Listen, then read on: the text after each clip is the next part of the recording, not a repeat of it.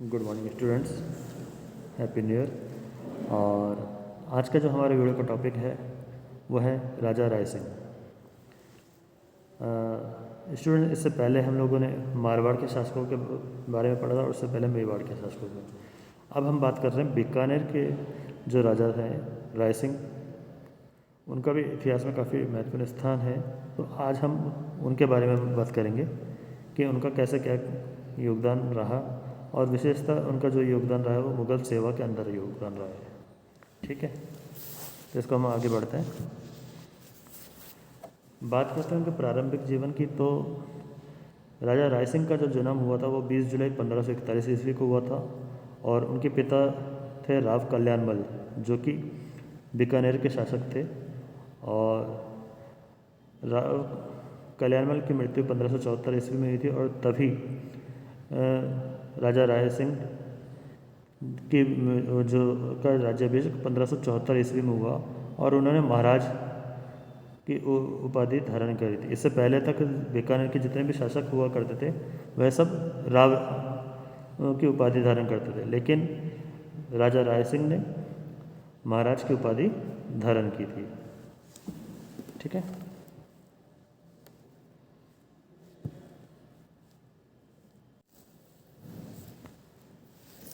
राय सिंह अपने समय का एक पराक्रमी सैनिक तथा सेनानायक था और उसने अपने विजयों तथा प्रशासकीय योग्यताओं के द्वारा मुगल साम्राज्य के विस्तार एवं संगठन में महत्वपूर्ण योगदान दिया। मुगल दरबार में आमेर के कछवाओं के बाद बीकानेर के राठौड़ों का ही अधिक विश्वास एवं सम्मान किया जाता था। मुगल साम्राज्य की सुरक्षा और व्यवस्था से संबंधित अनेक सैनिक अभियानों में उसने भाग लिया था।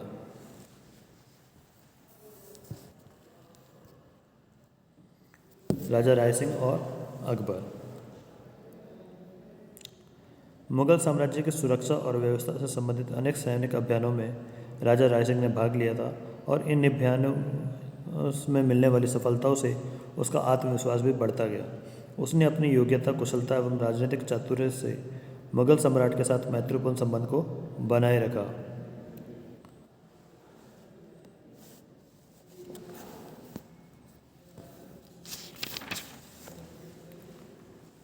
इसमें पहला जो उनका क्रम है वो है जोधपुर राज्य का प्रशासक नियुक्त किया जाना। राव चंद्रसेन और उसके भाइयों में आपसी संघर्ष शुरू हो गया था। राम सिंह और रायमल तो परास्त होकर भाग खड़े हुए, परंतु उदय सिंह ने परास्त हो जाने के बाद भी फलौदी आकर पुनः संघर्ष की तैयारी की। 1564 ईस्वी के आसपास राम सिंह अकबर के दरबार में जा पहुंचा और उसने जोधपुर का राज्य दिलवाने में सहायता की प्रार्थना की। महत्वाकांक्षी अकबर ने पहले से ही राजपूताने को अपने सर्वोच्चता के अंतर्गत लाने की योजना बना रखी थी और प्रत्येक अवसर का लाभ उठाना चाहता था। अतः उसने राम सिंह को आश्रय तो दे दिया, परंतु निश्चित आश्वासन नहीं दिया। उल्टे उसने अजमेर के मुगल सूबेदार हुसैन कुली खां को जोधपुर पर आक्रमण करने के लिए भेज दिया। मुगल सेना ने वहां पहुंचकर जोधपुर दुर्ग पर अपना अधिकार जमा लिया। राव चंद्रसेन परास्त होकर भादराजुन की तरफ चला गया। 1570 ईस्वी में अकबर में नागौर में अपना पड़ाव लगाया और वह काफ़ी दिनों तक नागौर में ही जमा रहा। राव चंद्रसेन, उदय सिंह और भी उसकी सेवा में उपस्थित हुए। अकबर ने चंद्रसेन को झुकाने के लिए उसके भाइयों को जागीरें प्रदान कर अपना अनुयायी बना लिया। अकबर की चाल को समझकर चंद्रसेन चुपचाप शाही दरबार छोड़कर नागौर से चला गया।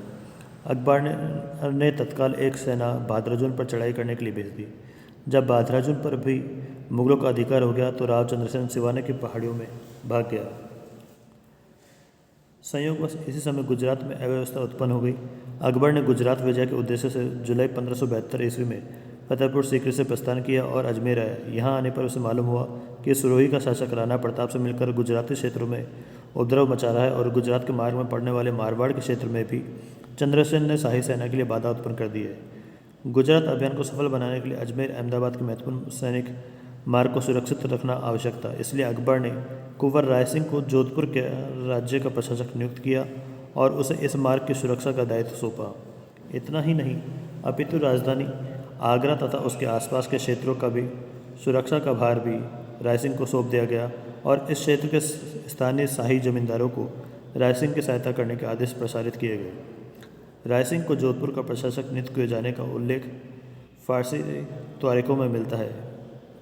परंतु उसका अधिकार कब तक बना रहा इसका उल्लेख नहीं मिलता। दयालदास के ख्यात के अनुसार रायसिंह लगभग 3 वर्ष तक इस पद पर बना रहा और कुछ अन्य साक्ष्यों से पता चलता है कि नागौर और उसके आसपास के क्षेत्रों पर रायसिंह का अधिकार कई वर्षों तक बना रहा।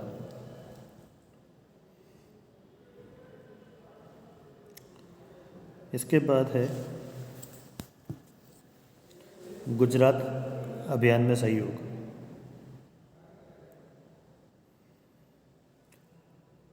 गुजरात के उपद्रवों का दमन कर अकबर वापस लौट गया, परंतु अभी भी गुजरात पर मुगल सत्ता सुदृढ़ नहीं हो पाई थी। विद्रोहियों का एक नेता इख्तियार उल मुल्क ईडर के राजा नारायण दास और शेर खां फलोदी के पुत्रों के साथ मिलकर भावी संघर्ष की तैयारी में जुटा हुआ था। मोहम्मद हुसैन मिर्जा भी दौलताबाद से आकर इख्तियार उल मुल्क से मिल गया। गुजरात के मुगल सूबेदार खाने आजम ने संपूर्ण स्थिति का उल्लेख करते हुए अकबर से और सैनिक सहायता भिजवाने की प्रार्थना की। अकबर ने स्वयं जाकर विद्रोह का दमन करने का निश्चय किया, अतः उसने सुजात खां भगवंत और रायसिंह को सैयद महमूद बारह की कमान में सेना सहित आगे चलने को कहा और 23 अगस्त 1573 को वह स्वयं भी फतेहपुर सीकरी से चल पड़ा। शाही सेना ने साबरमती नदी को पार कर एक ऊंची भूमि पर अपना पड़ाव डाल दिया। दूसरी तरफ मोहम्मद हुसैन मिर्जा ने 5000 सैनिकों के साथ इख्तियार उल मुल्क को अहमदाबाद की घेराबंदी के लिए तैनात कर दिया ताकि सूबेदार खाने आजम शाही सेना से न मिल पाए। इसके बाद वह अपनी मुख्य सेना के साथ अकबर से मुकाबला करने के लिए आगे बढ़ा। अकबर ने शाही सेना का स्वयं नेतृत्व किया। 2 सितंबर 1573 ईस्वी को दोनों पक्षों में घमासान युद्ध हुआ। मिर्जा की सेना ने जोरदार आक्रमण कर शाही सेना के बाएं पक्ष को रौंद डाला। इस नाजुक स्थिति में रायसिंह ने अद्वितीय पराक्रम का प्रदर्शन करते हुए स्थिति को संभाल लिया। अंत में मिर्जा परास्त हुआ और बंदी बना लिया गया। अकबर रायसिंह की वीरता से बहुत प्रसन्न हुआ और उसने मिर्जा हुसैन को रायसिंह की देखरेख में ही रख दिया। मिर्जा हुसैन की पराजय की सूचना मिलते ही इख्तियार उल मुल्क ने अहमदाबाद का घेरा उठा लिया और अपने सैनिकों तथा हाथियों सहित शाही सेना पर चढ़ बैठा। अकबर ने भी तत्काल उसका सामना किया। संघर्ष के दौरान रायसिंह और भगवंत दास के इशारे पर बंदी हुसैन मिर्जा का कत्ल कर दिया गया। आईने अकबरी के अनुसार रायसिंह ने अपने हाथ से मिर्जा का कत्ल किया था। अकबर रायसिंह की वीरता से अत्यधिक प्रसन्न हुआ और बीकानेर के राठौड़ों के साथ अपने संबंधों को और अधिक सुदृढ़ बनाने की दृष्टि से रायसिंह की पुत्री का विवाह अपने पुत्र सलीम के साथ कर दिया। इस विवाह के परिणाम स्वरूप राजकुमार परवेज का जन्म हुआ था।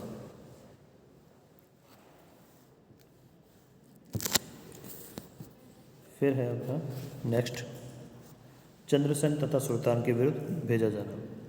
जोधपुर से खदेड़े जाने के बाद राव चंद्रसेन ने दक्षिणी मारवाड़ को आधार बनाकर अपनी शक्ति को संगठित करना शुरू कर दिया था। अकबर को जब उसकी गतिविधियों की सूचना मिली तो उसने 1574 ईस्वी में रायसिंह को एक शक्तिशाली सेना के साथ चंद्रसेन के विरुद्ध भेजा। रायसिंह के साथ शाह कुली महरम, शिमाल खां, केशवदास, जगतराज आदि सरदारों को भी भेजा गया। रायसिंह ने राव चंद्रसेन के समर्थक सरदारों को अपने केंद्रों से बाहर निकलकर चंद्रसेन की शक्ति को नष्ट करने की योजना बनाई। सर्वप्रथम सोजत पर आक्रमण किया गया। यहाँ चंद्रसेन का भतीजा कल्ला अपनी शक्ति संगठित कर रहा था। शाही सेना के आते ही कल्ला सोजत से श्रियारी की पहाड़ियों में भाग गया और जब शाही सेना वहाँ भी पहुँची तो वह समीप के गौरम पहाड़ों में जा छिपा। रायसिंह के सैनिकों ने यहाँ भी उसका पीछा किया। अंत में विवश होकर कल्ला ने आत्मसमर्पण कर दिया और अकबर की अधीनता स्वीकार कर ली। छोटे सरदारों को क्षमा कर उन्हें शाही सेवा में नियुक्त कर राजपूतों पर अपना वर्चस्व बनाए रखना अकबर की नीति का मूल मंत्र था। अतः कल्ला को भी शाही सेना में नियुक्त कर लिया गया। इससे चंद्रसेन की शक्ति निर्बल पड़ गई। इसके बाद शाही सेना सिवाना की ओर बढ़ी। मार्ग में चंद्रसेन के अनुयायी सरदार सुखराज ने शाही सेना को चुनौती दी। चंद्रसेन ने उसकी सहायता के लिए सुजा देवीदास को भिजवाया। राठौड़ों ने डटकर शाही सेना का सामना किया, परंतु अपने से कहीं अधिक मुगल सैनिकों के सामने वे ज़्यादा समय तक टिक नहीं पाए। इसके बाद शाही सेना सिवाना दुर्ग की तरफ बढ़ी। चंद्रसेन ने दुर्ग की सुरक्षा का भार राठौड़ पत्ता नामक सेना नायकों को सौंपकर खुद पीछे के पहाड़ों की तरफ खिसक गया ताकि छापामार युद्ध पद्धति से शाही सेना को परेशान किया जा सके। शाही सेना ने सिवाना दुर्ग का घेरा डाल दिया, परंतु दुर्ग की सुदृढ़ता तथा शाही सेना के साथ तोपों की कमी के कारण दुर्ग पर अधिकार नहीं हो पाया। 2 वर्ष तक शाही सेना राव चंद्रसेन के साथ छुटपुट संघर्ष में उलझी रही, परंतु उसे पकड़ने में अथवा परास्त करने में विफल रही। जनवरी 1575 ईस्वी में राय सिंह ने सम्राट से और अधिक सैनिक सहायता की याचना की। तब अकबर ने तैयब खां, सैयद बेग, सुभान कुली खां, अजमत खां, शिवदास आदि सेना नायकों को राय सिंह की सहायता के लिए भेजा। फिर भी शाही सेना सिवाना दुर्ग को लेने में सफल नहीं हो पाई। इससे राय सिंह सहित अन्य सरदार भी सम्राट की नज़रों में गिर गए। उसने उन सभी को वापस बुला लिया और उसके स्थान पर शाहबाज खान को भेजा, जिसने 1576 ईस्वी में सिवाना दुर्ग पर अधिकार कर लिया। इससे राव चंद्रसेन की शक्ति काफ़ी कमज़ोर पड़ गई। अकबर के अंतिम गुजरात अभियान के समय जालोर के ताज खां और सिरोही के राव सुल्तान ने अकबर की अधीनता स्वीकार कर ली थी, परंतु कुछ दिनों बाद ही उन दोनों ने अपनी स्वतंत्रता की घोषणा कर दी और एक बार पुनः राणा प्रताप के साथ मिलकर मुगल सत्ता को चुनौती देने लगे। अकबर राणा प्रताप को झुकाने के लिए कटिबद्ध था, अतः उसने जालोर और सिरोही को प्रताप से दूर करने का निश्चय किया और उसने राय सिंह, तरसुम खां और सैयद हासिम बारा के नेतृत्व में एक सेना भेज को उसके विरुद्ध इस हिदायत के साथ भेजी कि यदि शांतिपूर्ण उपाय द्वारा उन दोनों को पुनः शाही अधीनता के अंतर्गत लाया जा सके तो बल प्रयोग न किया जाए। जब शाही सेना जालोर पहुंची तो ताज खां ने शाही अधीनता स्वीकार कर ली।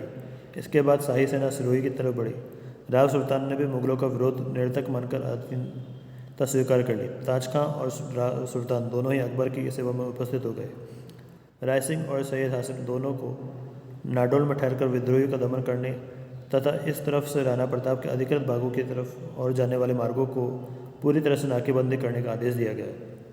परिस्थितियों से विवश होकर राव सुल्तान शाही दरबार में उपस्थित तो हो गया, परंतु मुगलों की अधीनता से वह शीघ्र ही उकता गया और सम्राट अकबर से आज्ञा लिए बिना ही शाही दरबार को छोड़कर वापस सिरोही चला आया। उसके इस व्यवहार से क्रोधित अकबर क्रोधित हो उठा और उसने राय सिंह तथा सैयद हासिम और आदि सेना नायकों को सिरोही पर आक्रमण करने को भेज दिया।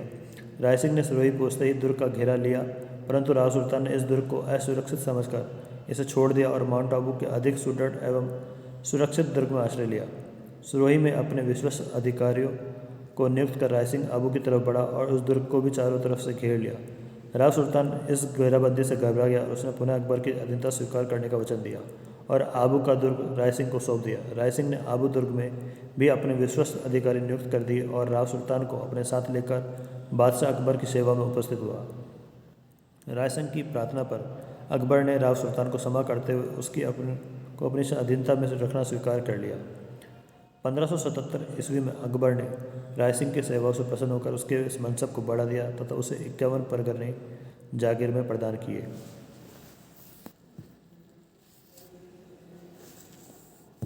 अब है राय सिंह द्वारा काबुल, कंधार और अफगानिस्तान में सेवा। 1581 ईस्वी में अकबर के सौतेले भाई मिर्जा हकीम, जो काबुल का शासक था, ने अकबर के सीमावर्ती क्षेत्रों को जीतने की योजना बनाई। इसी समय बंगाल और बिहार में भी अकबर के विरुद्ध कुछ अमीरों तथा अफगानों ने विद्रोह कर दिया था और उन्होंने मिर्जा हकीम को भारत पर आक्रमण करने के लिए उकसाया था। दिसंबर 1580 ईस्वी में अकबर ने सिंध नदी प्रदेश की शासन व्यवस्था आमेर के मान सिंह को सौंप दी। इसी समय मिर्जा हकीम ने अपने सेनानायक सादमान को इस प्रदेश पर आक्रमण करने के लिए भेजा, परंतु वह मानसिंह के हाथों बुरी तरह से पराजित हुआ और कुछ दिनों बाद मर गया। अकबर ने अब यह अनुमान लगाया कि मिर्जा हकीम अब स्वयं आक्रमणकारी सेना का नेतृत्व करेगा, अतः उसने राय सिंह को जगन्नाथ कच्छावा आदि सरदारों के साथ पंजाब की तरफ आगे बढ़ने को कहा और उनके पीछे पीछे स्वयं भी सेना सहित पंजाब की तरफ बढ़ा। 6 फरवरी 1581 ईस्वी को मिर्जा हकीम पंजाब में आ धमका, परंतु अकबर के आने की सूचना मिलते ही वह वापस काबुल लौट गया। अकबर ने मिर्जा हकीम से समझौता करने का प्रयास किया, परंतु जब वह इसके लिए तैयार नहीं हुआ तो अकबर ने राय सिंह आदि अधिकारियों को पेशावर की तरफ कूच करने का आदेश दिया। 30 जुलाई 1581 ईस्वी को मिर्जा हकीम ने राय सिंह की सेना पर आक्रमण कर दिया, परंतु शाही सेना से परास्त होकर वह भाग गया। 10 अगस्त 1581 ईस्वी को अकबर ने काबुल के किले में प्रवेश किया। मिर्जा हकीम ने आत्मसमर्पण कर दिया। अकबर ने मिर्जा को क्षमा करते हुए काबुल का राज्य पुनः लौटा दिया। इसके बाद अकबर काबुल से राजधानी के लिए लौट पड़ा, परंतु राय सिंह को मान सिंह की सहायता के लिए पंजाब में ही नियुक्त कर गया। कुछ दिनों बाद अकबर ने राय सिंह को सोरठ की ओर जाने का आदेश दिया। तब मार्ग में राव सुल्तान ने अपने विद्रोही सरदार बीजा देवड़ा के विरुद्ध राय सिंह से सहायता की याचना की। राय सिंह ने इस शर्त पर सहायता देना स्वीकार किया कि विद्रोह के दमन के बाद राव अपना आधा राज्य सम्राट को सौंप देगा। सुल्तान द्वारा शर्त स्वीकार करने के बाद राय सिंह ने बीजा देवड़ा का दमन कर उसे सिरोही से खदेड़ दिया। इससे अकबर को काफ़ी प्रसन्नता हुई, क्योंकि सिरोही का आधा भाग मिल जाने से राव सुल्तान कमज़ोर पड़ गया और राणा प्रताप को घेरने के लिए एक महत्वपूर्ण आधार मिल गया। 1582 में ईस्वी में बंगाल में विद्रोहियों की शक्ति काफ़ी बढ़ गई। ख्वाजा शमसुद्दीन ने शाही सेना को परास्त किया। कुछ दिनों बाद उन्होंने राजा टोडरमल के नेतृत्व में शाही सेना को पुनः पराजित किया। इन घटनाओं से उत्साहित होकर उड़ीसा के अफगानों ने भी कतलु खां के नेतृत्व में विद्रोह कर दिया और उनके आक्रमणों से शाही सेना को भारी क्षति उठानी पड़ी। तब उड़ीसा के सूबेदार खान आजम ने सम्राट से और अधिक सैनिक सहायता भिजवाने की प्रार्थना की। इस पर अकबर ने राय सिंह को अपनी सेना सहित खान आजम की सहायता के लिए को भेजा। राय सिंह की सहायता से खान आजम विद्रोही का दमन कर शांति एवं व्यवस्था कायम करने में सफल रहा। 1585 ईस्वी में बलूचिस्तान के लोगों ने मुगल सत्ता के विरुद्ध विद्रोह कर दिया। अकबर ने राय सिंह, इस्माइल, कुली खां आदि मनसबदारों को बलूची विद्रोह का दमन करने के लिए भेजा। मुगल मनसबदारों के अत्यधिक सैनिक दबाव के सामने बलूची अधिक समय तक टिक न पाए और अंत में उन्होंने आत्मसमर्पण कर दिया। राय सिंह उन बलूची सरदारों को लेकर बादशाह की सेवा में उपस्थित हुआ। अकबर ने उन्हें क्षमा करते हुए उनकी जागीरें वापस लौटा दी। अकबर राय सिंह की सेवा से प्रसन्न हुआ और उसने राय सिंह को लखीपुर जागीर के बदले में हिसार फिरोजा सरकार में बटनेर का परगना प्रदान किया। 1586 ईस्वी में राय सिंह को आमेर के भगवंत दास के साथ लाहौर में नियुक्त किया गया। राय सिंह और उसके घराने के बहुत से लोग मुगल साम्राज्य की निष्ठापूर्वक सेवा करते रहे, परंतु उसका छोटा भाई अमर सिंह विद्रोही बन बैठा। उसने मुगल इलाकों में लूटमार शुरू कर दी। इस पर भिम्बर के जागीरदार हमजा ने एक मुठभेड़ में उसे मौत के घाट उतार दिया। इस पर अमर सिंह का पुत्र केशोदास भी विद्रोही हो गया और उसने कमरबेग नामक अधिकारी को मार डाला। सूचना मिलते ही राय सिंह के सरदारों और अब्दुल रहीम खानकाना के कुछ लोगों ने उसका पीछा किया। नौसरा नामक स्थान पर केशोदास को घेर लिया गया। केशोदास अपने कुछ साथियों सहित मारा गया, परंतु उसके विद्रोह से शाही दरबार में राय सिंह की प्रतिष्ठा पर किसी प्रकार की आँच नहीं आई। अकबर कंधार को जीतने की इच्छा रखता था। इसके लिए संपूर्ण सिंध को जीतना जरूरी था। सिंध में फिलहाल बक्कर का क्षेत्र ही मुगलों के अधिकार में था। शेष सिंध के बहुत बड़े भाग पर ठट्टा के शासक मिर्जा जानी बेग का अधिकार था। उसने अभी तक अकबर की अधीनता स्वीकार नहीं की थी। अकबर को विचार था कि ठट्टा को जीतने के बाद समूचे सिंध को अधिकार में लाना सरल काम सिद्ध होगा। अतः उसने अब्दुल रहीम खानकाना को कंधार अभियान के पूर्व ठट्टा पर चढ़ाई करने का आदेश दिया। जानी बेग ने जमकर मुगलों का मुकाबला किया, परंतु पराजित हुआ और मुगल सेना ने उसके प्रसिद्ध दुर्ग सहवान पर अधिकार कर लिया। इसके बाद खानकाना ठट्टा की ओर बढ़ा, परंतु वर्षा ऋतु के आगमन तथा रसद की कमी के कारण अधिक प्रगति नहीं कर पाया। अतः उसने सम्राट से तत्काल सहायता भिजवाने की याचना की। अकबर ने राय सिंह को अपनी सेना सहित खानकाना की मदद को बुझाने का आदेश दिया। इस समय राय सिंह 4000 मनसबदार था। उसकी सहायता से खानकाना जानी बेग को पूर्ण रूप से पराजित करने में सफल रहा। जानी बेग ने ठट्टा का दुर्ग मुगलों को सौंप दिया और खुद खानकाना के साथ लाहौर की ओर चल पड़ा। इस वीडियो में हम लोग यहीं तक